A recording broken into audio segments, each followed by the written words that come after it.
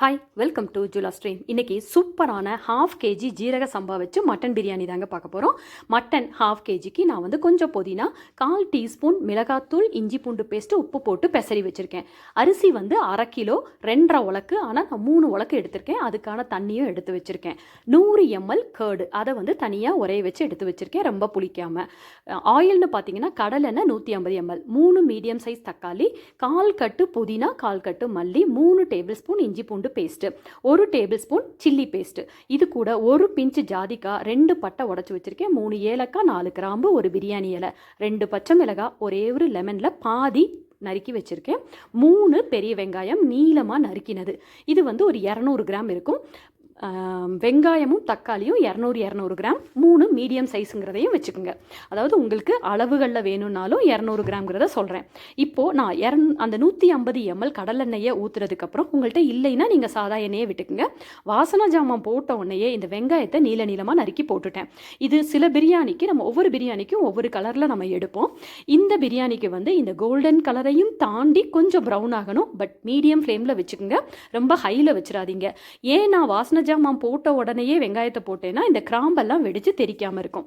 இந்த அளவுக்கு இது வதங்கினதுக்கப்புறம் ஹையில் வச்சு கருகிடக்கூடாது, அதை மட்டும் ஞாபகம் வச்சுக்கோங்க. மல்லியை நம்ம ஆட் பண்ணிக்கலாம்.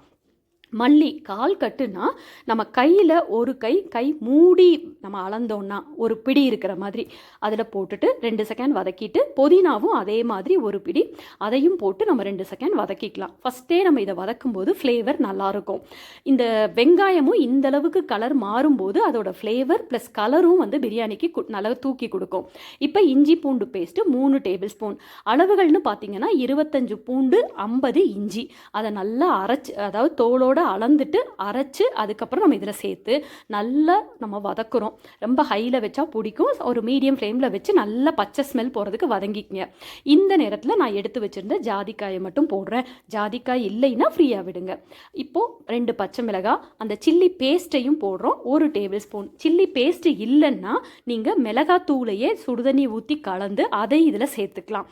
அது நம்ம அம்மியில் அரைச்சி வச்ச ஃப்ளேவர் கொடுக்கும், அந்த ஒரு காட்டம் போகும், அதுக்கு தான் தண்ணியில் கலந்து வைக்கிறோம். காஷ்மீரி சில்லி பவுடர் இருந்ததுன்னா ஒரு 1/4 டீஸ்பூன் போட்டுக்குங்க.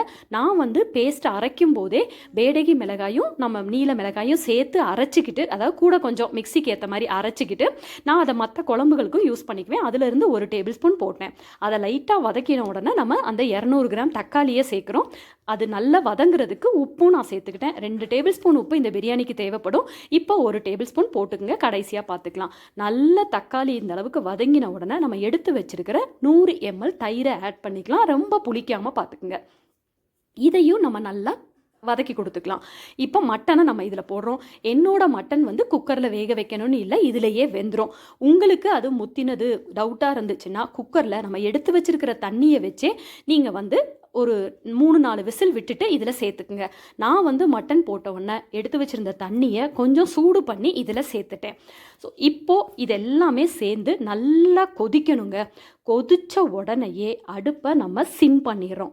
பண்ணிவிட்டு மூடி 20 நிமிஷம் பாருங்கள் எந்த அளவுக்கு மட்டன் வந்து வெந்திருக்குன்னு. நல்லா ஆல்மோஸ்ட் 3/4 பதத்துக்கு மேலேயே வெந்திருக்கும். நல்லா உடைக்க வரும் நம்ம இப்படி நசுக்கி பார்த்தோன்னா. ஸோ அதுக்கப்புறம் நம்ம இப்போ இது நல்லா கொதிச்சிருச்சுல, இப்போ நான் உப்பு எல்லாமே பார்க்கும்போது எனக்கு புளிப்பு கம்மியாக தான் இருக்குது. அந்த ½ லெமனையும் நான் புரிஞ்சுக்கிறேன். உங்களுக்கு அந்த தக்காளி தயிரில் புளிப்பு இருக்குது அப்படின்னா நீங்கள் விட்டுறலாம். அதுக்கப்புறம் ஹையில் தாங்க இருக்குது அடுப்பு. இப்போ அரிசியை போடுறோம். ஏன்னா சிம்மில் வச்சு போடையில் உங்களுக்கு அந்த தண்ணியோட சூடு கம்மியாகும் போது ஒரு மாதிரி அரிசி ஊர்ன மாதிரி உடையிறதுக்கும் சான்சஸ் வரும். ஸோ நீங்கள் ஹையிலேயே வச்சுக்கோங்க. லைட்டாக கிளறி கொடுத்துட்டு இந்த ஸ்டேஜில் உப்பு காரம் புளிப்பு எல்லாமே நீங்கள் செக் பண்ணிவிட்டு அடுப்பை மூடி ஹையிலேயே ஒரு 5 மினிட்ஸ் மட்டும் நல்லா அது கொதிக்கும். ரொம்ப நேரம் விட்டுற வேண்டாம். ஏன்னா நம்ம ½ கேஜி பிரியாணி தான் பண்ணுறோம், அதுவும் பெரிய பர்னர் இல்லாமல் மீடியம் பர்னரில் வச்சுக்கோங்க. ஸோ இப்போ இதெல்லாம் சேர்ந்து இந்த அளவுக்கு வருது. நார்மல் பிரியாணியில் அரிசியும் தண்ணியும் ஒரே சமமாக வரும்போது நம்ம தம் போடுவோம். இப்போ ½ கேஜிங்கிறதுனால நம்ம ரொம்ப தண்ணி கம்மியாக விடாமல் இந்த அளவுக்கு இருக்கும்போதே நம்ம தம் போட போகிறோம். முடிஞ்ச வரைக்கும் எல்லாமே எக்ஸ்பிளைன் பண்ணியிருக்கேங்க. டவுட்னாலும் கமெண்ட் பண்ணுங்கள். ஸோ இப்போது கீழே தோசைக்கல் வச்சுட்டு ஹையில் தான் இருக்குது அடுப்பு. இப்போது மேலே இந்த நம்ம வச்சுருந்த பிரியாணி பாத்திரத்தை வச்சுட்டு திறந்து பார்த்தேன். கொதிக்க ஆரம்பித்த உடனே நான் சிம் பண்ணிட்டேன். சிம் பண்ணி 10 நிமிஷம் தான். மேலே தம் போட நம்ம மட்டன் குழம்பு வச்ச குக்கரையே வச்சுட்டேன். எந்த வெயிட்னாலும் சுடுதண்ணி கூட நீங்கள் வச்சுக்கோங்க. 10 நிமிஷத்தில் பாருங்கங்க நம்ம பிரியாணி சூப்பராக உதிரியாக ரெடி ஆயிருச்சு. மட்டனும் ரொம்ப சாஃப்டாக வெந்திருக்குங்க.